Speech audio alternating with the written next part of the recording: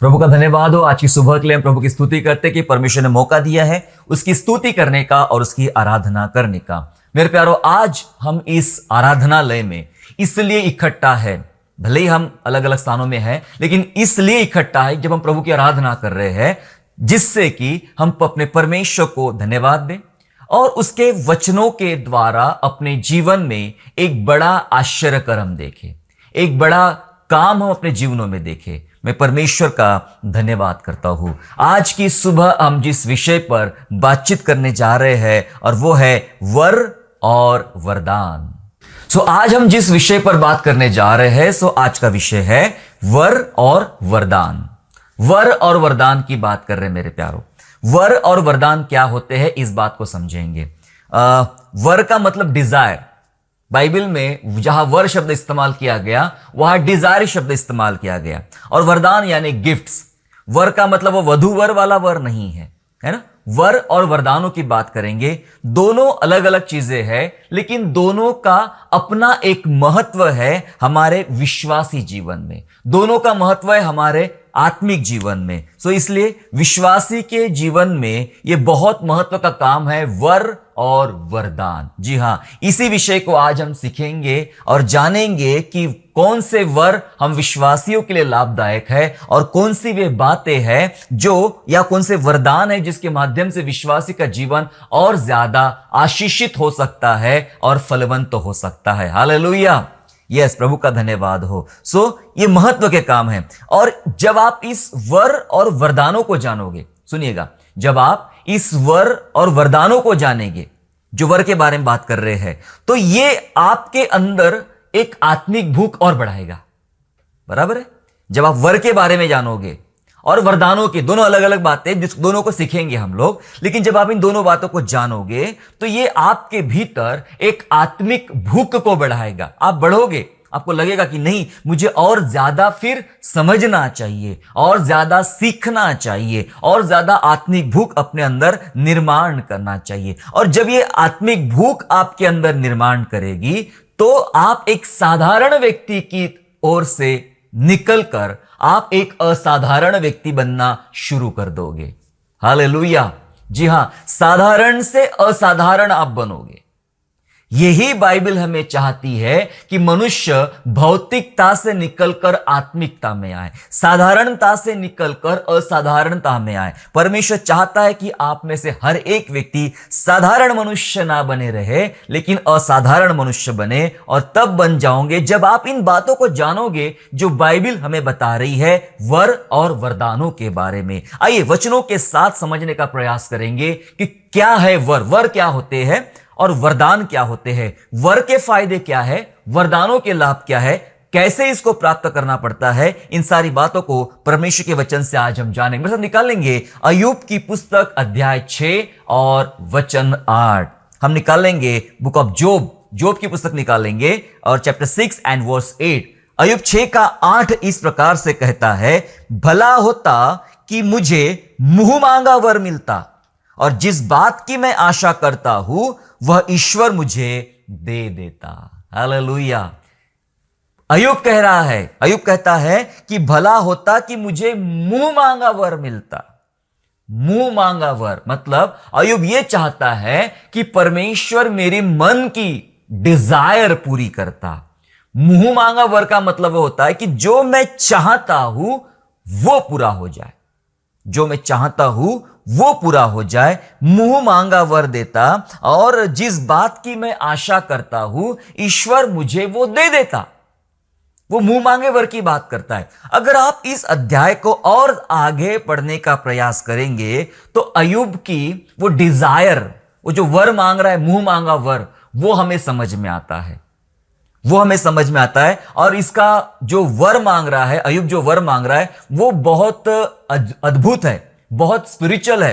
क्या लिखता है आपको, मैं फिर से 9वां और 10वां पद उसी अध्याय का, 6वें अध्याय का 9 और 10 पद पढ़ना चाहता हूं, जिसमें आपको उसकी अभिलाषा दिखाई पड़ेगी। मुंह मांगा वर क्यों मांग रहा है, कैसा वर मांग रहा है, सुनिएगा कि ईश्वर प्रसन्न होकर मुझे कुचल डालता। ध्यान से सुनना, ईश्वर प्रसन्न होकर मुझे कुचल डालता और हाथ बढ़ाकर मुझे काट डालता, यह मेरी शांति का कारण, वरन भारी पीड़ा में भी मैं इस कारण उछल पड़ता, क्योंकि मैंने उस पवित्र के वचनों का कभी इनकार नहीं किया। हालेलुया, प्रभु यीशु मसीह का धन्यवाद हो। मैं आपको बता देना चाहता मेरे प्यारो, ये पर अय्यूब की मुंह मांगा वर था, मन की इच्छा थी। मैं चाहता हूं कि मेरा परमेश्वर प्रसन्न होकर मुझे अगर कुचल भी डालता, खुश होकर मुझे काट भी डालता, ये मेरी अपनी शांति का कारण होता कि मैं परमेश्वर के हाथ में पड़ा हूं, मेरी शांति का। और इसी बात से बहुत ही भारी पीड़ा, बहुत भारी मुश्किल से गुजरूंगा, उसके बावजूद भी मैं उछल पड़ूंगा, आनंदित हो जाऊंगा, क्योंकि मैंने परमेश्वर के वचनों को माना है। बाइबल हमें सिखा रही है, अय्यूब बोलता कि मेरे मुंह मांगा वर मांगना चाहता हूं मैं परमेश्वर से। मुंह मांगा मतलब मैं जो चाहता हूं प्रभु वो करे। ये होता है वर, ये होती है डिजायर, आपकी इच्छा। ठीक है, ये आपकी इच्छा है, वर है। फिर वरदान क्या होते हैं? वरदानों के बारे में बाइबल क्या बात करती है? परमेश्वर वरदान देना चाहता है, और बाइबल जब हम पढ़ते हैं तो विभिन्न प्रकार के वरदानों की बात होती है। लेकिन एक बात को पहले समझ लेंगे, निकाल लेंगे हम लोग पहला कुरिन्थियों पहला अध्याय, हम लोग निकाल लेंगे पहला कुरिन्थियों पहला अध्याय और वचन 7, 1 Corinthians chapter 1 and verse 7। 7वां पद इस प्रकार कहता है, यहां तक कि किसी वरदान में तुम्हें घटी नहीं, और तुम हमारे प्रभु यीशु मसीह के प्रकट होने की बाट जो होते रहते हो। वचन कहता है तुम्हें किसी वरदान की घटी नहीं, अर्थात परमेश्वर ने मानो वरदानों का एक स्टोर खोल के रखा है, और जो विश्वास करते हैं, जो यीशु के पीछे चलते हैं, परमेश्वर उनको वरदानों से भरना चाहता है। हालेलुया, परमेश्वर उनको वरदानों से भरना चाहता है। और बाइबल बात करती है कि तुम्हें वरदानों की घटी नहीं है, तुम्हें वरदानों की घटी नहीं है। बहुत सारे वरदान हैं, ये वरदान अलग होते हैं, ठीक है, जिसके बारे में अब अगर हम कुरिन्थियों में भी आगे पढ़े तो बहुत सारे वरदान, जहां बाइबल बात करती है कि कलीसिया को परमेश्वर ने विभिन्न वरदान दी है। किसी को अन्य अन्य भाषा बोलने का वरदान दिया है, किसी को भविष्यवाणी का, शिक्षा देने का, चंगा करने का, बचाने का, पहुनाई करने का, सेवा करने का, ऐसे बहुत सारे वरदान परमेश्वर ने दे के रखे हैं। तो बाइबल बात करती है कि तुम्हें घटी नहीं है, दैट इज वरदान, गिफ्ट्स, वो वरदान है। पर अभी हमने अय्यूब के वचन में पढ़ा, वो वर मांगता, वो भी मुंह मांगा, वो अपनी इच्छा जाहिर कर रहा है, वो अपनी इच्छा जाहिर कर रहा है, वो वर है। और यहां परमेश्वर सामने से दे रहा है, वो वरदान है। दो अलग अलग बातें सीख रहे हैं हम लोग, वर और वरदान। ठीक है, वर जो होते हैं, वर खुद को बनाने के लिए है, स्वयं को बनाने के लिए होते हैं वर। और वरदान जो होते हैं, वरदान दूसरों को बनाने के लिए होते हैं। Praise the Lord. अर्थ समझ ले गए? जब इसका अर्थ मैंने पहले ही बताया, यह आपको समझ में आएगा तो आपके अंदर आत्मिक भूख बढ़ाएगा। आत्मिक भूख बढ़ाएगा तो आप साधारण से असाधारण व्यक्ति की तरफ बढ़ना आप शुरू कर देंगे। मैंने कहा वर स्वयं को बनाने के लिए है, खुद को बनाने के लिए है, और वरदान जो है, वरदान दूसरों को बनाने के लिए है। परमेश्वर चाहता है कि वर तू ऐसा मांग, ऐसी डिजायर रख, ऐसी इच्छा रख, जिसके द्वारा तू खुद बनाया जाएगा, खुद तैयार होगा। पहले तुझे खुद तैयार होना है, पहले हमें प्रभु में स्वयं संतुष्ट होना है, प्रभु में परिपक्व होना है, प्रभु में शांति और आनंद पाना है, प्रभु में आनंद महसूस करना है। अपनी डिजायर, अपनी इच्छा, यह आपको खुद को बनाने के लिए है। कई बार क्या होता है, हम कुछ नहीं बनते, हम दूसरों को बनाने के लिए चलते हैं। पहले आप खुद बनो। कब बनोगे? जब परमेश्वर आपको वो वर देगा, आप वो वर मांगोगे तो आप बनोगे। और उसके बाद अगला जो चरण आता है, अगला स्टेज आता है, जहां आप वरदानों को मांगते हो, या सामने से परमेश्वर अपने लोगों को वरदान देता है। वरदान क्यों देता है? ताकि उन वरदानों के माध्यम से आप उन वरदानों से दूसरों के जीवन में प्रभाव निर्माण कर सके, दूसरों के जीवन बना सके, दूसरों को आशीषित कर सके, और दूसरों को लिए कुछ आप परमेश्वर के वचन से और परमेश्वर की आत्मा से कुछ कर सके। ये होते हैं वरदान, है ना। किसी को चंगा करने का वरदान है, वो दूसरों पर हाथ रखता है, प्रार्थना करता है और चंगाई मिल जाती है। ये उन दूसरों के लिए है। भविष्यवाणी की जाती है वो दूसरों के लिए है, ये वरदान है परमेश्वर के। तो वर और वरदान दोनों की जरूरत है। हालेलुया। मसीहों को दोनों की जरूरत है, वर भी चाहिए और वरदान भी चाहिए। खुद भी बनना है और दूसरों को भी बनाना है, खुद भी तैयार होना है और दूसरों को भी तैयार होना है। अब हम थोड़ा जानते हैं कि विश्वासियों को कौन सा वरदान मांगना चाहिए। अब तो हमने जाना कि मुंह मांगा, अय्यूब बोलता मुंह मांगा वर देता प्रभु, तो कितना अच्छा होता मुझे, मेरी मन की इच्छा ही ऐसी है, ऐसा अय्यूब बोलता है। तो अभी हम बात सीखने जा रहे हैं कि विश्वासियों को फिर कौन सा वर मांगना चाहिए। जी हां, कौन सा वर मांगना चाहिए। मेरे साथ परमेश्वर के वचन को समझेंगे, निकाल लेंगे मेरे साथ में भजन संहिता अध्याय 27। हम निकाल लेंगे भजन संहिता अध्याय 27 एंड वर्स वचन 4, यानी साम चैप्टर 27 एंड वर्स 4।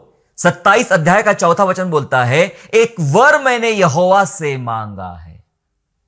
वर मांगने की बात हो रही है। एक वर मैंने यहोवा से मांगा है, उसी के यत्न में लगा रहूंगा। जो वर मांगा है उसी के यत्न में लगा रहूंगा, मैं जीवन भर यहोवा के भवन में रहने पाऊं, जिससे यहोवा की मनोहरता पर दृष्टि लगाए रहूं और उसके मंदिर में ध्यान किया करूं। हालेलुया। क्या क्या अद्भुत है। प्रभु के लोग मांगने वाले भी मुंह मांगा वर मांग रहे, मतलब अपनी इच्छा जाहिर कर रहे हैं। पहले हमने अय्यूब के बारे में समझा, दाऊद बात कर रहा है, ये दाऊद के बारे में है। दाऊद कहता मैंने एक वर यहोवा से मांगा है, वर मांगा है। और वर कैसा मांगा है? जो वर मांगा है वो वर मांगने के लिए, मतलब जो इच्छा जाहिर किया है उसी इच्छा में, इच्छा को पूरी करने के यत्न में लगा रहूंगा। और वर सुनिए उसका वाला, कि जीवन भर यहोवा के भवन में रहने पाऊं। क्या चाहिए एक विश्वासी को? क्या चाहिए? क्या चाहिए? आप जहां रहते हो और रहते रहते बोर हो जाते हो। आप जहां रहते हो कुछ समय के बाद, कुछ हफ्तों के बाद, कुछ सालों के बाद आपको वहां बोर लगना शुरू हो जाता है। आप सोचते हो कुछ बदलाव होना चाहिए। पर एक जगह ऐसी है जहां इंसान जीवन भर रहना पसंद करेगा, और वो है परमेश्वर का घर। परमेश्वर का घर। दाऊद कहता है कि जीवन भर मैं यहोवा के भवन में रहना चाहता हूं, क्योंकि तेरे भवन में आनंद की भरपूरी है। हमारे घर में एक दिन आनंद होता है, 4 दिन शोक होता है। ऐसा होता ना हमारे घर में? जिस दिन हमारा बर्थडे उस दिन आनंद है, और फिर पूरे साल भर तक तकलीफ तकलीफ तकलीफ तकलीफ रहते हैं। बर्थडे के दिन मम्मी लोग क्या करते अपने बच्चों के लिए? नहीं, आज डांटने का नहीं, आज पढ़ाई के लिए बोलने का नहीं, है ना, आज कुछ भी गलत करे तब भी कुछ बोलने का नहीं। उसका मन पसंद रोज मना करती थी, आइसक्रीम मत खा, आइसक्रीम मत खा, आइसक्रीम मत खा, पर आज उसकी पसंद की आइसक्रीम ही उसको खिलाई जाएगी, है ना। आज खुशी का दिन है। तो हमारे घर में ऐसा होता है। हमारे घरों में एक दिन का आनंद तो 4 दिन का शोक रहता है, लेकिन परमेश्वर के भवन में एवरी डे फेस्टिवल होता है। हर दिन आनंद की भरपूरी है। इसलिए कोई भी व्यक्ति जो प्रभु का भूखा और प्यासा है वो यहोवा के भवन को छोड़ना नहीं चाहेगा। यह मन की अभिलाषा जाहिर करता है दाऊद कि जीवन भर यहोवा के भवन में रहने पाऊं। और आगे लिखता है जिससे यहोवा की मनोहरता पर दृष्टि लगाए। मनोहरता मतलब जो मन को हर लेती है उसकी बात है। मनोहरता मतलब जो मन को हर लेती है, ऐसी सुंदर बातों पर मैं नजर लगा के रखना चाहता हूं और रात और दिन उसके मंदिर पे ध्यान देना चाहता हूं। मतलब मैं परमेश्वर के राज्य की खोज करना चाहता हूं, जो मत्ती 6:33 में लिखा था कि पहले उसके धर्म और राज्य की खोज करो। मैं परमेश्वर को ढूंढना चाहता हूं, मैं उसके भवन में रहना चाहता हूं, मैं उसकी संगति में रहना चाहता हूं। और यह मांगा है मैंने वर, यह मांगा है मैंने वर। वर मांगना है। जब परमेश्वर आपको मौका दे कि भक्त मांग मुझसे एक वर मांग, एक इच्छा जाहिर कर, तू क्या चाहता मैं तेरे लिए करूं। यीशु मसीह कितने लोगों को कहा करते थे, तू क्या चाहता मैं तेरे लिए करूं, एक वर मांग। जब आपको परमेश्वर एक वर मांगने का मौका देगा तो आप क्या मांगोगे? हमने पुरानी दंत कथाओं में सुना है कि किसी ने वर मांगा कि हे स्वामी, मैं जिस वस्तु को हाथ लगाऊं वो सोना बन जाए। कहानी सुनी हमने बचपन में, जिस वस्तु को हाथ लगाओ वो सोना बन जाए। उसने ऐसा वर मांगा, वो महल को छूता वो सोने का बनता, वो किसी पलंग को छूता वो सोने का बनता, पत्थर को छूता सोने का बनता, फिर खाने को छूता तो वो भी सोने का बनता, अपने बच्चों को छूता तो वो भी सोने के बनता। आखिर में तंग आ गया, ये नहीं चलेगा, मैं खाना नहीं खा पा रहा हूं, जिंदगी नहीं जी पा रहा, जिसको छूता वो सोने का बन जाता। समझ रहे आप? लालच वाला वर मांगा था उसने।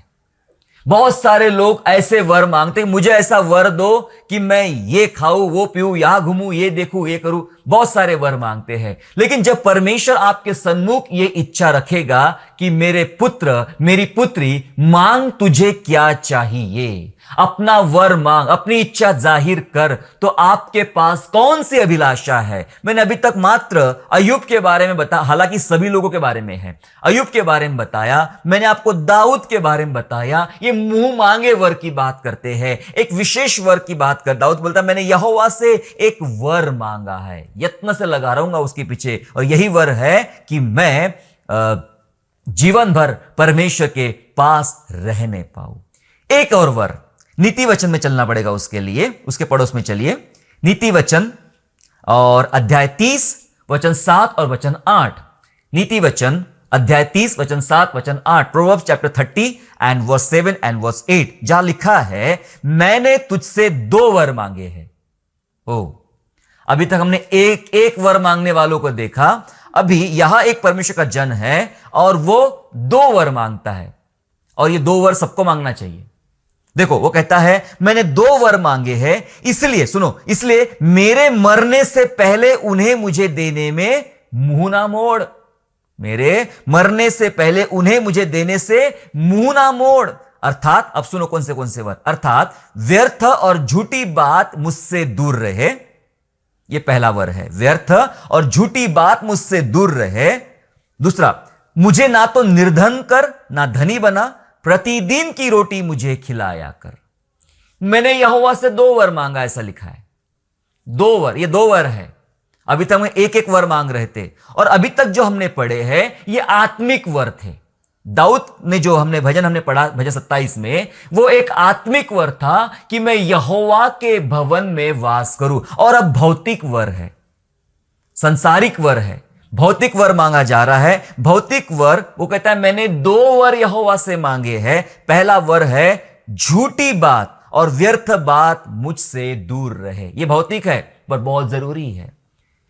यह व्यक्ति जानता है कि मसीही जीवन में, विश्वासी जीवन में आगे बढ़ने के लिए वो कौन सी खतरनाक चीज रहेगी जो मुझे परमेश्वर से वंचित कर देगी, और वो कौन सी खतरनाक चीज रहेगी जो मुझे मेरे आत्मिक जीवन को बर्बाद कर देगी। पता है क्या, बहुत सारी बातें तो है वैसी, पर एक बात वो होती है जिसमें सारी बातों का लगभग निचोड़ जमा हो जाता है, और वो होता है झूठ, झूठी बात, झूठे काम या झूठ के पाप। झूठ के पाप मुझसे दूर रहे। झूठ, झूठ मुझसे दूर रहे। जिसके जीवन में झूठ रहता है वो नाशमान जीवन की तरफ आगे बढ़ता है। झूठ बोलने वाले आशीष नहीं पाएंगे, झूठा काम करने वाले आशीष नहीं पाएंगे, झूठ का अनुसरण करने वाले कभी अपने जीवन में फलवंत नहीं होंगे। परमेश्वर झूठों का विरोध करता है, क्योंकि उसने शैतान को एक नाम दिया, ये झूठ का पिता है। झूठ जहां से पैदा होता है उसका बाप शैतान है। झूठ जहां से पैदा होता है उसका बाप शैतान है। झूठ का पिता शैतान है। इसलिए ये परमेश्वर का जन जानता है कि सब चलेगा, हालांकि वो भी नहीं चलेगा, लेकिन सबसे ज्यादा क्या नहीं चलेगा, वो झूठ नहीं चलेगा। झूठ और व्यर्थ बातें, हम अपना सारा जीवन, सारा टाइम झूठी बातों के पीछे चलते रहते हैं, झूठी बातें कहते रहते हैं। कई बार तो झूठ बोलने को डर भी नहीं लगता है हमें। हम छोटे छोटे झूठों को इतना सुंदर बना लेते हैं कि वो उसमें हमें बुराई नहीं दिखती है, बुराई नहीं दिखती। अभी क्रिसमस आने वाला है, तो क्रिसमस में क्या करते हैं हम लोग, क्रिसमस ट्री लगाते हैं अपने घर में। अधिकतर घरों में क्रिसमस ट्री असली वाले नहीं लगाते हैं, नकली वाले लगाते हैं। और नकली वाला जो क्रिसमस ट्री होता है ना, वो असली वाले से भी बहुत सुंदर दिखता है। आपने देखा होगा, नकली वाला क्रिसमस ट्री असली वाले से भी सुंदर लगता है। और नकली स्नो गिराते हैं उसके ऊपर में, नकली फल लटकाते हैं, नकली गिफ्ट्स, है ना, वो इतना सुंदर लगता है कि लोग उसके पास खड़े होकर सेल्फी लेना पसंद करते हैं, फोटो निकालना पसंद करते हैं। असली के पेड़ के पास उतना शायद मजा नहीं आता है। कभी कभी झूठ, नकलीपन बहुत आकर्षित होता है, प्रभावित करने वाला होता है, और हम ये नकली बातों से प्रभावित होते हैं। झूठ हमारे जीवन में चलते रहता है, हमें उसका कभी भी फिक्र नहीं होती है कि झूठ चल रहा है, और झूठ ही होता है जो आपके जीवन को बर्बादी के रास्ते पे ले चलता है। और यह परमेश्वर का जन जानता था, यही वो बात होगी जो मुझे परमेश्वर के अधीनता से या प्रभु के आशीष से वंचित कर सके। इसलिए उसने वर मांगा, मुझे वर चाहिए प्रभु, मुझे वर चाहिए कि झूठी बात और व्यर्थ बात मेरे लाइफ से दूर रहे, पाप, ऐसे वाले पाप मेरे लाइफ से दूर रहे। दूसरा उसने वर मांगा कि मुझे तू निर्धन भी मत बना। कई लोग बोलते हैं ना, चलेगा वो गरीब रहूंगा, तो बोलता गरीब भी मत बना और धनवान भी मत बना। ठीक है, मुझे गरीब भी नहीं बनना है, ताकि इतना गरीब ना बन जाओ कि गरीब होकर मैं भीख मांगना शुरू करूं और तेरे विरोध में बात करना शुरू करूं। और इतना धनवान मत बना कि तुझे ही भूल जाओ। तो मुझे गरीब भी मत, निर्धन भी मत बना, धनी भी मत बना, लेकिन मुझे प्रतिदिन की रोटी खिलाया कर। प्रतिदिन की रोटी बात करती है, मुझे एक साधारण जीवन चाहिए, सामान्य और संतोष सहित जीवन चाहिए।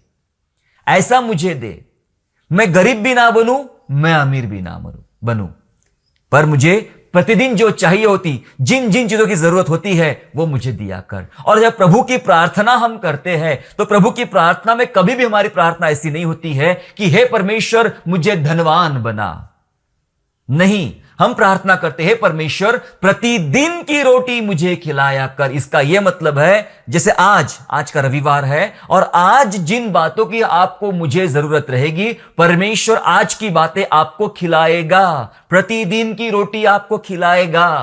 पहले से ही सारी रोटियां दे के नहीं रखेगा।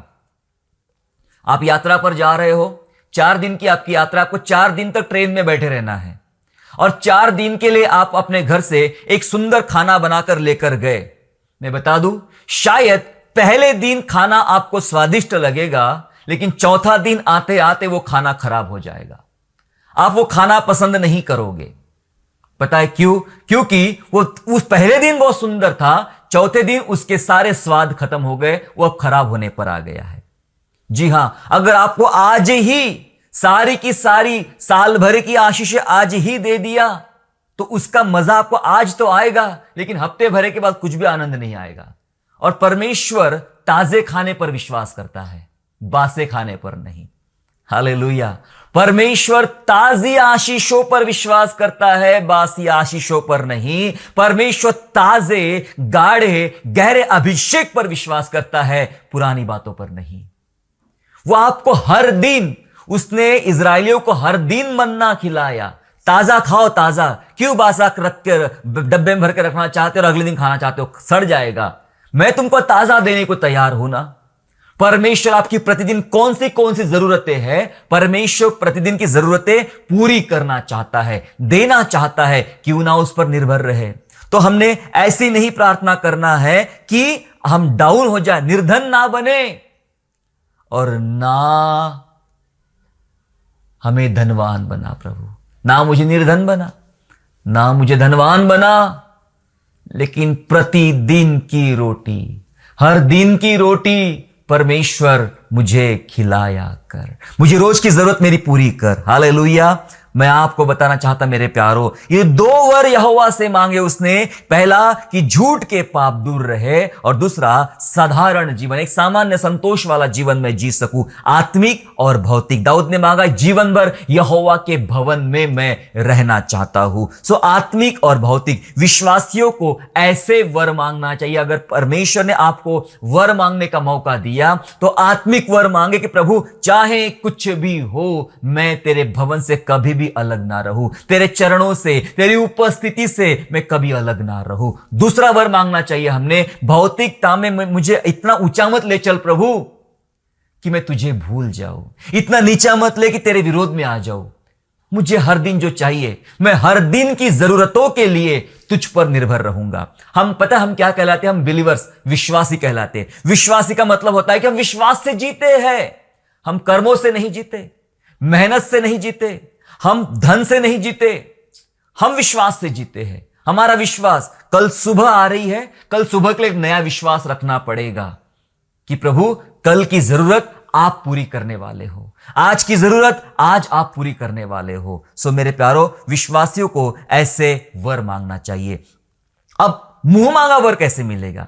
अब तो जान लिया वर कौन से मांगना चाहिए, अब यह भी जान ले कि मुंह मांगा वर कैसे मिलेगा। यह अगर आपको समझना है तो आपको मेरे साथ पुराने नियम की पुस्तक में चलना पड़ेगा, जिसका नाम है एजरा। एजरा की पुस्तक में चले, नेहम्याह के आसपास आपको मिलेगा, नेहम्याह के पहले मिलेगा। एजरा की पुस्तक में चले, एजरा अध्याय 7 और वचन 6। एजरा चैप्टर 7 एंड वर्स 6, 7वें अध्याय का 6ठा वचन एजरा का ऐसा कहता है, सुनिएगा ध्यान से। यही एजरा मूसा की व्यवस्था के विषय में, जिसे इजराइल के परमेश्वर यहोवा ने दी थी, निपुण शास्त्री था, और उसके परमेश्वर यहोवा की कृपा दृष्टि जो उस पर रही, इसके कारण राजा ने उसका मुंह मांगा वर दे दिया।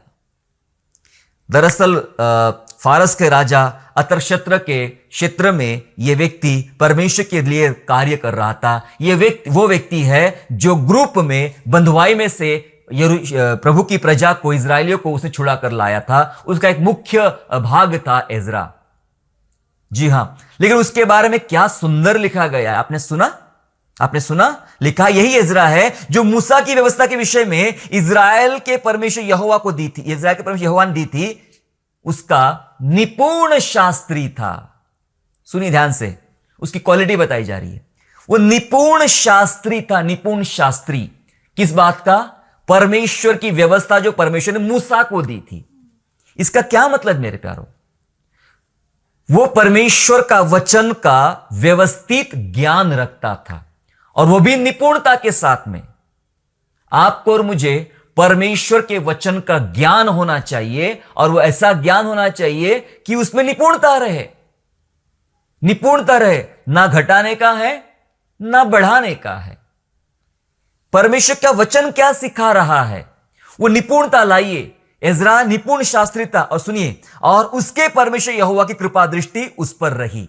दो बातें एजरा के लाइफ में थी। पहली बात, वो परमेश्वर के वचन में निपुण था। दूसरी बात, परमेश्वर की दया की दृष्टि उस पर थी। परमेश्वर की दया उस पर थी, और वो परमेश्वर के वचन में निपुण था। आगे क्या लिखा है? इस कारण, वो अतरशत्र राजा, इस कारण राजा ने मुंह मांगा वर दे दिया। हो, हालेलुया। कुछ नहीं लिखा है कि एजरा बहुत होशियार था और बहुत सुंदर था, बहुत बलवान था। कुछ नहीं लिखा है। क्या लिखा है? वो परमेश्वर के वचन में निपुण था। जी हां, परमेश्वर के वचन में निपुण था, और परमेश्वर की दया उसके ऊपर में थी। ये दो बातें आपके लाइफ पर भी होना चाहिए। अगर आप सोचते हैं ये जो वर मांगने की बात कर रहे हैं, ये वर कैसे मिलेगा, ये आत्मिक वर कैसे मिलेगा, ये भौतिक वर कैसे मिलेगा, दो बातें आपके अंदर भी होना चाहिए। एक होना चाहिए वचन की निपुणता, और दूसरी बात होना चाहिए परमेश्वर की दया। अगर ये बातें रही आपके जीवन के ऊपर में, तो मुंह मांगा वर आपको मिल के रहेगा। हालेलुया। मुंह मांगा, जो आप चाहते हो, जो डिजायर रखते हो, जो इच्छा रखते हो, वर का मतलब वही होता है, जो इच्छा रखते हो वो पूरी हो जाएगी, अगर ये बातें आपके जीवन के लिए, जीवन में रही तो। वर का इस्तेमाल, अब सुनिए ध्यान से, वर का इस्तेमाल परमेश्वर के अनुसार नहीं होगा, तो वही वर शाप में बदल जाएगा। खतरनाक बात है। उस वर का, उस इच्छा जो अब मांगी गई, पूरी की गई, अगर उसका इस्तेमाल परमेश्वर के अनुसार अगर नहीं होता, जो आपने मांगा, मैंने उदाहरण बताया ना, बचपन में कहानी पढ़ते थे, जिसको हाथ लगाओ सोना बन जाए, वो लालच वाला था, वो परमेश्वर के अनुसार नहीं था। सुलेमान राजा ने एक वर मांगा, उसको प्रभु ने सामने से मौका दिया, तू क्या मांगता है मांग ले, तू जो मांगेगा मैं वो देता। सेम वर अगर सुलेमान भी मांगता ना, जिसको हाथ लगाओ सोना बन जाए, तो वो भी उसको मिलता था। प्रभु इतना प्रसन्न था उसके कामों से। और प्रभु मांग तुझे क्या चाहिए? और सुलेमान ने यह मांगा, प्रभु मुझे समझ दे, मुझे बुद्धि दे कि जिससे मैं तेरी प्रजा का कार्य कर सकूं। और प्रभु इतना खुश हुआ उसके इस बात से कि ज्ञान तो दिया ही, और उसके समान इतना बुद्धिमान पूरी दुनिया में कोई नहीं था। साथ ही साथ उसे वैभव, ऐश्वर्य और दुनिया भर का सुख साधन उसको दे दिए, क्योंकि उसने परमेश्वर के अनुसार वर मांगा था। हालेलुया, परमेश्वर के अनुसार वर मांगा था।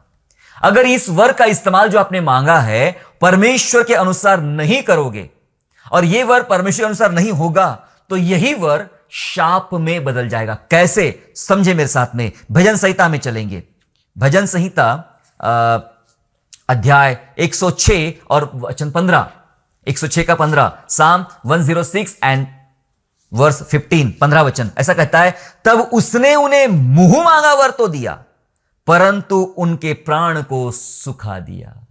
ऐसा क्यों?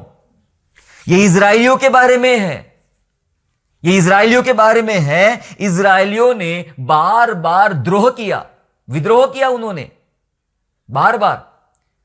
हमें पानी पिलाओ, पानी पिलाओ, मीठा पानी पिलाओ, मीठा पानी पिलाओ, कड़वा पानी की जगह कहा ला लिया। ठीक है, मुंह मांगा वर, ले पी ले पानी। फिर खाना खिलाओ, खाना खिलाओ, तो मन्ना बरसाया। बोले ये भी नहीं, मांस खिलाओ, मांस खिलाओ, मुंह मांगा वर, चल मांस भी खा ले, तो मांस भी खिलाए। जो चाहिए था परमेश्वर ने वो दिया, सब तो दिया। एक ही दिन में 23,000 को उड़ा भी डाला। समझ रहे ना? खिला पिला के मारा। मुंह मांगा वर, पानी चाहिए पीने को, लो पियो पियो पियो। मांस चाहिए, मांस खाओ खाओ, पेट भर मांस खाओ। मन्ना चाहिए, मन्ना खाओ। ये चाहिए, वो चाहिए, ऐसा होना वैसा होना, ये छुटकारा होना, वो छुटकारा होना, ये देश से जीतने को होना, सब दिया सब दिया सब दिया। और ये लोग करते क्या थे? उसके बाद तुरंत मीठा मीठा पानी पिया और तुरंत बलवा करना शुरू कर दिया। इधर गले तक मांस खाया और प्रभु के विरोध में खड़े हो गए। इधर मन्ना खाया और आज्ञा का उल्लंघन किया। इधर परमेश्वर ने अलग अलग राज्यों पर उनको विजय भी दिया, लेकिन तुरंत वे मूर्ति पूजा में लग गए। उन्होंने जो मुंह मांगा वर मांगा और प्रभु ने उनको दिया भी। मांगने वाले को परमेश्वर देता है, पीछे नहीं हटता। प्रभु मांगने से, देने से पीछे नहीं हटता परमेश्वर। हमारा परमेश्वर देने वाला परमेश्वर है, देने से पीछे नहीं हटता। दे तो देगा, लेकिन उस वर का इस्तेमाल उन्होंने कभी भी परमेश्वर के अनुसार नहीं किया, इसलिए वही वर श्राप में बदल गया। है ना? श्राप में बदल। लिखा है, मैंने उनको मुंह मांगा वर तो दिया, वर तो मिला, लेकिन उनके प्राण को सुखा दिया। सुखा दिया मतलब खाना सामने रखा है और आप बीमार पड़े, आप खा नहीं पा रहे हो। आशीष सामने रखी है, इस्तेमाल नहीं कर पा रहे हो। यही हुआ। उनके सामने पूरा देश था, वाचा का प्रदेश था, नहीं जा पाए। उनके अपराध के कारण एक ही दिन में 23,000 लोग मार डाले गए। अलग अलग लोग अलग अलग सिचुएशन में मार डाले गए, और परमेश्वर ने उनको जाने ही नहीं दिया, जाने ही नहीं दिया वाचा के प्रदेश में, क्योंकि उनकी कुड़कुड़ाहट और उनके अपराध। इसलिए मैंने कह दिया, वर मांगो तो ऐसे मांगो जो परमेश्वर के अनुसार हो और परमेश्वर का इस्तेमाल, परमेश्वर के लिए इस्तेमाल होने वाले हो। और यदि उस वर का इस्तेमाल आपने गलत ढंग से किया, आज बहुत सारे लोगों को बहुत सारे वरदान परमेश्वर ने दिए हैं, वर और वरदान दिए हैं, और मैं ये भी देखता हूं कि बहुत सारे लोग उन वर और वरदानों का इस्तेमाल परमेश्वर के लिए नहीं, लेकिन संसार के लिए बहुत ज्यादा करते हैं। बहुत सारे लोगों को गीत गाने का वरदान मिला है, और वे गीत गाना, प्रभु के लिए गाना छोड़ के चले गए संसार के लिए गाने के लिए। किसी हीरो और हीरोइन के लिए गाना शुरू कर दिया। परमेश्वर ने उनको बिठाल दिया, नीचे बैठो, अब तुम्हारी जरूरत नहीं है। बिठाल दिया। वो यहां से भी गए और वहां से भी गए। कितनों को आप जानते होंगे, कितने ऐसे हैं जो संसार में लग गए। उनको जो वरदान थे, प्रीचिंग का वरदान था, काउंसलिंग का वरदान था, म्यूजिक का वरदान था, आराधना करने का वरदान था, और वे सब दुनियादारी में चले गए, सब चले गए। परमेश्वर ने उनको छोड़ दिया, शाप में बदल गया उनके लिए ये सब बातें। जी हां, वरदान का, वर का आप इस्तेमाल इस प्रकार से आपने करना चाहिए। परमेश्वर के अनुसार होना चाहिए। अगर आपको कुछ प्रभु ने दिया है तो सोचे, क्या मैं इन सब बातों का इस्तेमाल मेरे प्रभु की महिमा के लिए कर रहा? वो आपको भरपेट खिलाएगा, वादा है बाइबल में, भरपेट खिलाएगा। आपको क्या क्या बातों की जरूरत है मांगो, वो आपको देगा। ऐसी कोई बात से वंचित नहीं रखेगा परमेश्वर आपको। जब सब कुछ वो देने को तैयार है तो आप क्यों अपना रास्ता बदलने को तैयार है? हमने आत्मिक वर भी देखे, हमने भौतिक वर भी देखे। ये होते हैं वर यानी डिजायर जो हम प्रभु के सामने रखते हैं। और जब वरदानों की बात करें, बाइबल ने हमने सिखाया कि तुम्हारे पास वरदानों की घटी नहीं है, तुम्हारे लिए वरदानों की घटी नहीं है। अरे पूरा स्टॉक रखा है परमेश्वर के पास वरदानों का। बहुत सारे वरदान है प्रभु देना चाहता है। पता है आपको क्या लगता है प्रभु वरदान क्यों देना चाहता है? अपने भेड़ों को, अपने लोगों को परमेश्वर वरदान क्यों देना चाहता है? सुनिए वरदान देने का पीछे का रहस्य। रोमियो पहला अध्याय में आपको कुछ मिलेगा। रोमियो पहला अध्याय और वचन 11। Roman chapter 1 and verse 11। Roman chapter 1 and verse 11, पहले अध्याय का 11 पद ऐसा बोलता है, पौलुस कहता है, क्योंकि मैं तुमसे मिलने की लालसा करता हूं कि तुम्हें कोई आत्मिक वरदान दूं जिससे तुम स्थिर हो जाओ। क्या कह रहा है पौलुस? मैं कलीसिया में तुमसे मिलने की लालसा करता हूं, मिलने की इच्छा है ताकि तुमसे मिलूं और मिलने के बाद तुम्हें कोई आत्मिक वरदान दे दूं। है ना? वरदान किसी की प्रार्थना के द्वारा वरदान दिए जाते हैं, किसी के हाथ रखने के द्वारा, अगुओं के, नबियों के हाथ रखने के द्वारा वरदान दिए जाते हैं, उनकी प्रार्थनाओं से वरदान दिए जाते हैं। और पौलुस कहता है कि कलीसिया मैं तुमसे मिलना चाहता हूं, मिलकर तुम्हें कोई आत्मिक वरदान दे दूं कि जिससे तुम स्थिर हो जाओ। हालेलुया। स्थिरता कैसे आती है लाइफ में? स्थिरता कैसे आती है आपकी लाइफ में? देखिए, स्थिरता आने के लिए आपके पास एक वरदानों की जरूरत पड़ती है। वरदान क्या करते पता है? अगर आपको किसी न किसी बात का वरदान है, आपको चंगा करने का वरदान दिया है परमेश्वर ने, आपको सेवकाई का वरदान दिया है, खाना पकाने का वरदान दिया है प्रभु के कार्य के लिए, झाड़ू लगाने का वरदान दिया है। वरदान तो बहुत प्रकार के हैं बाइबल में, वो सब दिया है। और जब आप वो करते हो तो आप उसमें आनंद मनाते हो। देखो, जिसको वरदान है ना वो आनंद मनाता है, और जिसको वरदान नहीं है वो कुड़कुड़ करता है, उसका चेहरा उतरा ही रहेगा हमेशा। देखो ना पास्टर, मुझे यही काम लगा दिया, सुबह 9 बजे बुला लेते हैं, मुझे इतना सवेरे संडे मेरी नींद भी नहीं खुलती है, सुबह सुबह बुला लेते, ये झाड़ू लगाने का है, सफाई करने का, ये करना है, वो करना है।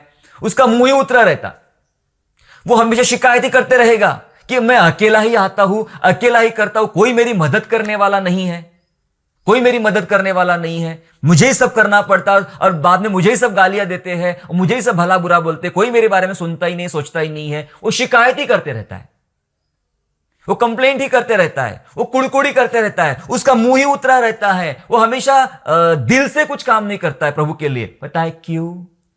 क्योंकि ये जबरदस्ती उससे करवाया जा रहा है, उसे वरदान नहीं है। वरदान क्या करता है पता है आपको?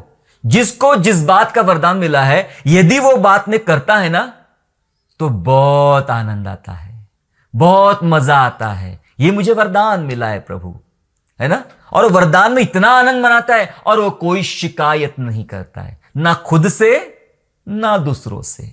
मुझे परमेश्वर ने जो वरदान दिया है, मैं उन वरदानों में मैं सचमुच बहुत आनंदित होता हूं, मुझे बहुत मजा आती है। पिछले हफ्ते भरे में मैं सेवकाई के लिए बाहर था, अलग अलग स्थानों में सेवकाई के लिए था, और कभी कभी तो ऐसा आता था कि बॉडी में कोई तकलीफ हो रही है, मैं प्रचार नहीं कर पा रहा हूं, बॉडी में कोई तकलीफ हो रही है, गला सूख जा रहा है, आगे नहीं बढ़ पा रहा हूं, अलग अलग टेंशन भी चल रहा था। लेकिन वो जो वरदान दिया प्रभु ने मुझे, वो वरदान मुझे ऐसा खड़ा करके रखता था, खड़ा करके रखता था। मैं कहता था हाँ मैं करूंगा, मैं मना ही नहीं करता था किसी को। अगर किसी ने बोला सर आपको ये भी सेशन लेना है, आपको वहां पर प्रचार करना है, मैं हाँ ही बोलता था, मैं मना ही नहीं करता। मुझे कोई दे दो, मैं मना ही नहीं करता, क्योंकि वो मेरा वरदान है और उस वरदान में मैं खुश होता हूं। इधर पेट में दर्द होता रहेगा लेकिन मेरा माइक चलता रहेगा, वो मेरी आवाज कम नहीं होती, है ना? इधर कुछ तकलीफ चल रही है, उधर कोई फैमिली में या यहां समझते, कोई फर्क नहीं पड़ता, वो मेरा माइक चल रहा है। पता है क्यों? क्योंकि वो वरदान में आगे बढ़ रहा है। मैं आपको बताना चाहता हूं, वरदान में रहोगे तो आनंदित रहोगे, वरदान के बिना काम करोगे 2 महीने करेंगे, तीसरे महीने बैठ जाओगे। इसलिए मैंने कहा परमेश्वर को टैलेंट वालों की जरूरत नहीं है, परमेश्वर को अभिषेक वालों की जरूरत है, परमेश्वर को वरदान वालों की जरूरत है। वरदान स्थिरता लाते हैं। क्यों हम विश्वासी जीवन में स्थिर नहीं हो पा रहे हैं? मसीही जीवन में क्यों हम लोग हमेशा डगमगाते रहते हैं, स्थिर क्यों नहीं हो पा रहे? पता है, एक तो हमें वरदान नहीं मिले हैं, या फिर हम वरदानों को समझ नहीं पा रहे हैं, या हम वरदानों में आनंदित नहीं है, इसीलिए गंभीरता और स्थिरता नहीं आ रही है। और जिन जिन के पास प्रभु ने जो जो वरदान दिए हैं, अब आगे हम देखेंगे बहुत सारे वरदान हैं, जो जो वरदान दिए, यदि उन वरदानों में वो स्थिर है तो सचमुच वो प्रभु में भी स्थिर है। वो मजा करते हैं, उन्हें शिकायतें नहीं रहती है, उन्हें कोई टेंशन नहीं रहता, उन्हें कोई तकलीफें नहीं रहती है। हालेलुया। सो वरदान स्थिरता लाते। पौलुस कहता है तुम्हें वरदान दूं जिससे तुम्हारे अंदर में स्थिरता आ जाए। दूसरी जो बात मैं आपको बताना चाहता हूं, वरदान कैसे करें, मैं जल्दी खत्म करने वाला हूं। वरदान क्या करते हैं? वरदान, अगर आपको ऐसा लगता है कि हमें तो कोई वरदान नहीं मिला है भाई, पास्टर साहब आपको प्रचार का वरदान मिला है, आराधना का वरदान मिला है, उसको यह वरदान मिला है, उसको यह वरदान मिला है, मुझे तो कोई वरदान नहीं मिला है, मैं ढूंढूं तो भी मुझे कोई वरदान दिखाई नहीं पड़ते हैं, तो कौन सा वरदान है मेरे लिए? कौन सा वरदान है? मैं बताऊं एक चीज, पवित्र आत्मा के पास सामने बैठ जाइए और वो आपको बराबर बताएगा कि मैंने तुझे क्यों चुना, तेरे लिए कौन सा वरदान मैंने दिया है। पढ़े मेरे साथ में पहला कुरिन्थियों 7वां अध्याय और 7वां वचन, 1 Corinthians chapter 7 and verse 7, 7 ऐसा लिखा है, मैं यह चाहता हूं कि जैसा मैं हूं वैसा ही सब मनुष्य हो, परंतु हर एक को परमेश्वर की ओर से विशेष विशेष वरदान मिले हैं। किसको? हर एक को परमेश्वर की ओर से विशेष विशेष वरदान मिले हैं, किसी को किसी प्रकार का और किसी को किसी और प्रकार का। हालेलुया। क्या लिखा है वचन में? हर एक को। कितनों को? हर एक को। चर्च में अगर 100 लोग हैं हमारे, तो 100 के 100 को, हर एक को, हर एक को, है ना? और हर एक में आप सब आ गए। कहे मुझे, मेरे पीछे बोले मुझे, यस, मुझे वरदान मिला है ना? हर एक को परमेश्वर ने, और क्या लिखा है? 2 बार वर्ड है, विशेष विशेष वरदान मिले। एक बार नहीं बोला है, स्पेशल एंड स्पेशल, विशेष विशेष वरदान है, बहुत स्पेशल है आप। मैं तो इतना बोलता था, अगर 100 लोग हैं तो 100 वरदान आपके पास में है, 50 लोग हैं तो 50 वरदान आपके पास में है, सबको अलग है, सबको स्पेशल वरदान मिले हैं। पर हम कलीसियाओं में बैठते हैं और हमें यह पता नहीं चलता कि मेरे पास प्रभु ने क्या वरदान दिए हैं। बाइबल तो बोलती विशेष है तेरे पास, किसी को किसी प्रकार का, किसी को किसी और प्रकार का, सबको एक जैसा नहीं। सब मेरे जैसे नहीं बन सकते हैं, मैं सबके जैसा नहीं बन सकता हूं। आप अपने आप में विशेष है। बाइबल में एक ही मूसा है, बाइबल में एक ही दानियल है, बाइबल में एक ही पौलुस है, दूसरे पौलुस की जरूरत नहीं है, लेकिन आपको कोई और विशेष है। आप पौलुस बनने की कोशिश मत करो, मूसा बनने की कोशिश मत करो, आप बनने की कोशिश करो। परमेश्वर ने आपको भी वैसे ही चुना है और वैसा ही कोई स्पेशल वरदान प्रभु आपको देना चाहता है। यह लिखा है, विशेष विशेष वरदान प्रभु ने आपको दे के रखा है। सबको मिलते हैं वरदान, आपको मिले हैं वरदान, आओ उन वरदानों का इस्तेमाल करें। अगर अभी तक आइडेंटिफाई नहीं हुए कि कौन सा वरदान है मुझे, बैठो प्रभु के पास, पवित्र आत्मा के सामने बैठिए और पूछिए, हे मेरे प्रभु, तूने मुझे कौन सा वरदान दिया है, तूने मुझे कैसा वरदान दिया है। प्रभु मुझे सिखा और प्रभु मुझे समझा। हालेलुया। सो वरदान को लीजिए, आपके पास है, लीजिए कि आपके पास दिए प्रभु ने। स्थिरता लाइए, आपके विश्वास में स्थिरता नहीं आ रही है, कोई ना कोई वरदान ले लीजिए और वरदानों में आगे बढ़ते रहिए। अच्छा, कभी कभी किसी साथ कुछ और हुआ है, वरदान तो मिले, हाथ रखने के द्वारा वरदान तो मिले हैं, प्रार्थना के द्वारा वरदान तो मिले हैं, और अब बहुत टाइम हो गया है, बहुत टाइम हो गया है, अब वो वरदान काम नहीं करते। जैसे कोई आपके पास मशीन है, बहुत समय से आपने इस्तेमाल नहीं किया तो काम नहीं करते, जंग लग गया, वैसे आपके वरदानों को जंग लग गया है, काम नहीं कर रहा है, और इसलिए आप कुछ कर नहीं पा रहे। पता है वजह क्या है? पौलुस ने तीमुथियुस को बोला था कि जो वरदान तुझे भविष्यवक्ताओं के द्वारा हाथ रखने पर मिले थे, उससे निश्चिंत मत रहे। निश्चिंत का मतलब, हां अब मुझे वरदान मिल गया है, अब हो गया, मैं तैयार हो गया, अब क्या करना है करो, ऐसा नहीं। निश्चिंत मत रहे। लिखा है, उन बातों को रात दिन सोचा कर, उसी पर मनन किया कर। ये जो वरदान है, अब कैसे मुझे इसका इस्तेमाल करना है, तीमुथियुस को बोला पौलुस ने ऐसा। शायद आपको साल भर पहले कोई वरदान मिला था, 5 साल पहले कोई वरदान मिला था, और आज तक उसका कोई उपयोग नहीं हो रहा है, क्योंकि आपने उन वरदानों के बारे में गंभीरता से कभी नहीं सोचे कि ये मुझे वरदान मेरे प्रभु ने दिया है, मुझे इसने स्थिर होना है, मैं कैसे इसको डेवलप करूं। प्रभु वरदानों को बीजों के मानिन आपको देगा, तोड़े के मानिन आपको देगा। किसी को तोड़े दिए ना, जिसको 4 दिए उसने 8 बना डाले। आपको दिया है, आपको उसको डेवलप करना है, आपको उसकी उन्नति करना है, आपको उसमें बढ़ना है, दिन रात बढ़ते रहना है, प्रगति करना है, अपग्रेड करना है अपने आप को उस वरदानों के माध्यम से। अन्यथा वरदान ठंडे हो जाएंगे, सूख जाएंगे और काम नहीं करेंगे। है आपके पास वरदान है, आओ ढूंढो और उसका इस्तेमाल करना शुरू करें। बाइबल यहां तक बात करती है, पहला पतरस 4 अध्याय में और 10वें पद में, 1 पीटर चैप्टर 4 एंड वर्स 10, 10वां वचन बोलता है, जिसको जो वरदान मिला है वह उसे परमेश्वर के नाना प्रकार के अनुग्रह के भले भंडारियों की नाई एक दूसरे की सेवा में लगाए। लिखा है जिसको जो वरदान मिला है। आपको कौन सा मिला है, आपको ढूंढना है। लिखा है जिसको जो वरदान मिला है उसे परमेश्वर के नाना प्रकार के अनुग्रह के भले भंडारियों की नाई, अलग अलग प्रकार के अनुग्रह के भंडारियों की नाई, मतलब बहुत है आपके पास में।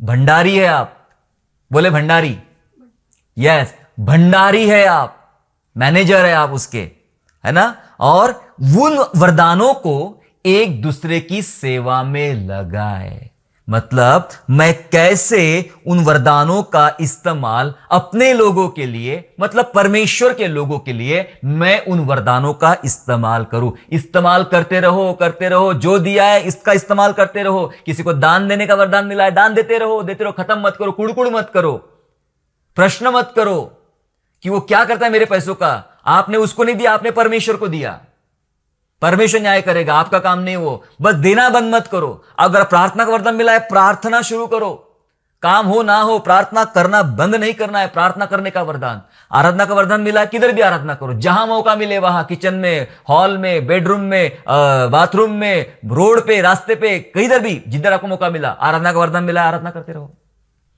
सेवा का वरदान मिला है, सेवा करते रहो। सुसमाचार बांटने का वरदान मिला है, बांटते रहो। गवाही देने का वरदान मिला है, गवाही देते रहो, छोड़ो मत, लगाते रहो प्रभु के काम के लिए, क्योंकि आप किसी इंसान के लिए काम नहीं करते हो, आप काम परमेश्वर के लिए करते हो। हालेलुया। सो ये वरदानों का इस्तेमाल करें। डिजायर एंड गिफ्ट्स के बारे में हमने बात किया, वर और वरदान के बारे में। आपको वर मांगना है अपने लिए। सुनिए कलीसिया, मैं समाप्त कर रहा हूं। वर मांगना है अपने लिए। 2 वर के बारे में बात किया, एक आत्मिक होता है, दूसरा भौतिक होता है, और वो जरूरी है, वो जरूरी वर है जो प्रभु देना चाहता है, वर। और वरदानों की बात हम कर रहे हैं। वरदान मांगे नहीं मिले हैं, या फिर दुआ में बैठो। दानियल के बारे में लिखा है, जब उसने उन तमाम भेदों को देखा और उसने वरदान मांगना शुरू कर दिया, वरदान मांगने के लिए टाट ओढ़ कर प्रार्थना के साथ दुआ में बैठ गया और वो वरदान मांगने लगा, ऐसा लिखा है। चलो हम भी दुआ में बैठे, उपवास प्रार्थना में बैठे, हम भी आराधना में बैठे, पश्चाताप के साथ बैठे, वरदान मांगे, प्रभु मुझे वरदान दे। मिला है तो दिखा कौन सा है, कैसे इस्तेमाल करूं मैं। स्थिरता लाएंगे आपके अंदर। आप बहुत डगमगाते हो, थोड़ा सा कुछ हो गया, विश्वास टूट जाता है, विश्वास हिल जाता है। कुछ तकलीफ हो गई लाइफ में, पैसा कम मिला, कोई बीमार पड़ गया, कोई समस्या हो गई, तो हम हिल जाते हैं, हम डाउन होते हैं अपने विश्वास में। वरदान आपके अंदर स्थिरता पैदा करेंगे, आप उन वरदानों में लगातार चलते रहोगे। मैं अपने अनुभव से बता रहा आपको, यही वरदान ही है जो आपको हिलने नहीं देता है मुश्किल से मुश्किल हालातों में। स्थिरता लाएगी। पौलुस ने इसलिए कहा कलीसिया को, मैं तुमसे जल्दी मिलना चाहता था कि तुम्हारे ऊपर हाथ रख प्रार्थना करूं, ताकि तुम्हें कोई ऐसा आत्मिक वरदान दूं जिसके द्वारा तुम्हारे अंदर स्थिरता आ जाए।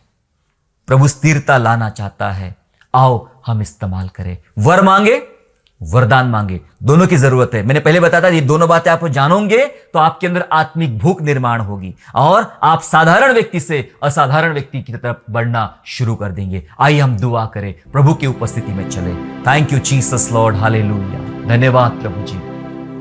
पिता, यीशु के नाम से आपका धन्यवाद करते हैं स्वामी, धन्यवाद करते हैं पिता परमेश्वर, क्योंकि आप हमारे जीवते परमेश्वर है, सुंदर और अच्छे परमेश्वर है प्रभु जी। प्रभु आपको हम धन्यवाद करते हैं पिताजी। आज हमने जान लिया पिता परमेश्वर कि प्रभु आप वर और वरदान देने वाले परमेश्वर है, गिफ्ट्स देने वाले परमेश्वर है, हमारे मन की इच्छाओं को पूरी करने वाले परमेश्वर है पिता। जब हमें कई बार मांगने का मौका मिलता पिता परमेश्वर, तो हम गलत चीजें मांगते हैं, ऐसी बातें मांगते पिता जिसके द्वारा कोई भलाई नहीं पर स्वयं के लाभ के लिए मांगते राजा यीशु। इसलिए प्रभु आपका वचन बोलता है तुम मांगते हो पर पाते नहीं हो, ताकि भोग विलास में उड़ा दो। प्रभु जी हमें क्षमा कर, हमें ऐसे वरदान दे पिता जिसके द्वारा हम आत्मिकता में आगे बढ़े, प्रभु में आगे बढ़े, उसके संगति में आगे बढ़े, और ऐसे भौतिक वरदान दे पिता जिसके द्वारा सचमुच उन तमाम माध्यमों से हम अपने प्रभु की महिमा करने वाले बने। हे पिता हमें आशीषित कर पिता परमेश्वर, और अपनी महिमा हमारे जीवन में कर राजा। धन्यवाद प्रभु, हमें वर दे और वरदान। जितने भाई और बहनें हैं पिता राजा और आज वे बैठे हैं और सोचते प्रभु से क्या वर मांगू, प्रभु आप उनसे बात कीजिए। और जो बैठे पिता दुआ में उपवास के साथ प्रार्थना में बैठे अपने वरदानों को जानने के लिए, जांचने के लिए और उसे पॉलिश करके चमकाने के लिए, प्रभु जी प्रभु आज ऐसे वरदान दे। कई लोगों के वरदानों पे जंग लगा है, धूल बैठी है। पौलुस ने तीमुथियुस को बताया जो वरदान तुझे मिला है उसे चमका दे। यस प्रभु आज वो समय आ चुका है कि चमका दे।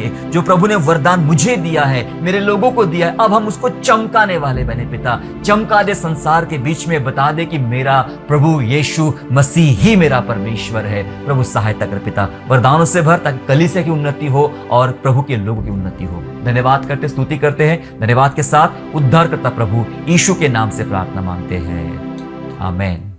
आशा करता हूँ आज के संदेश के द्वारा आपने आशीष प्राप्त किया है। यदि सचमुच आपने आशीष प्राप्त किया है तो इस संदेश को दूसरों के साथ शेयर कीजिए, और हमारे दूसरे भी संदेशों को सुनने के लिए हमारे चैनल को सब्सक्राइब करें और नोटिफिकेशन के लिए बेल आइकन को दबाइए।